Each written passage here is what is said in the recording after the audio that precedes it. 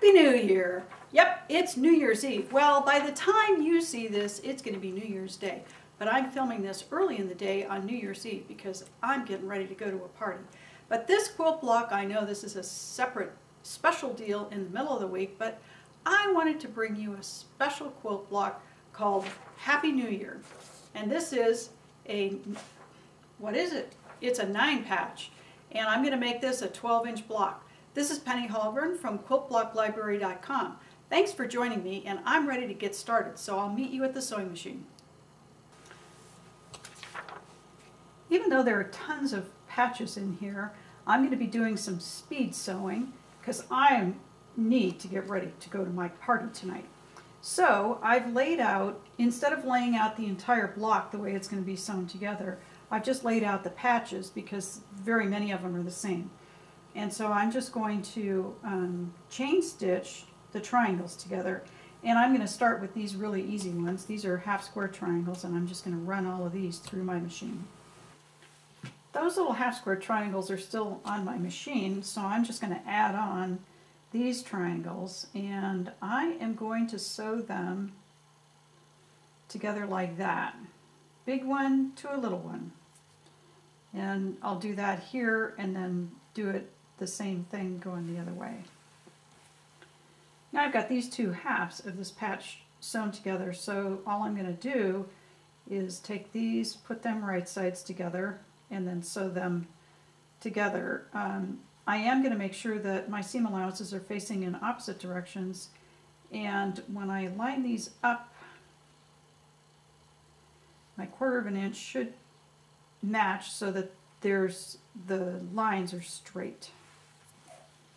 Now I've got this half of this center patch done because these are two rectangles, and it's time to repeat the process on this side, sewing these triangles onto that, and then these triangles onto there. Now we have these triangles sewn together, so we'll put these together to complete this rectangle. When you're sewing these together, just remember you've got a lot of bias in here, so don't stretch too much, otherwise your rectangles and then your patches are going to end up being misshapen, and it's going to be hard to put the whole block together. Now we've got the two little rectangles finished, and we need to sew all these little rectangles together. So just right sides together and stitch the seam.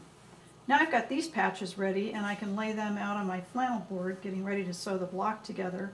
The next thing I'm going to do is work on these corner patches, and for those all I need to do is sew these half square triangles to a square.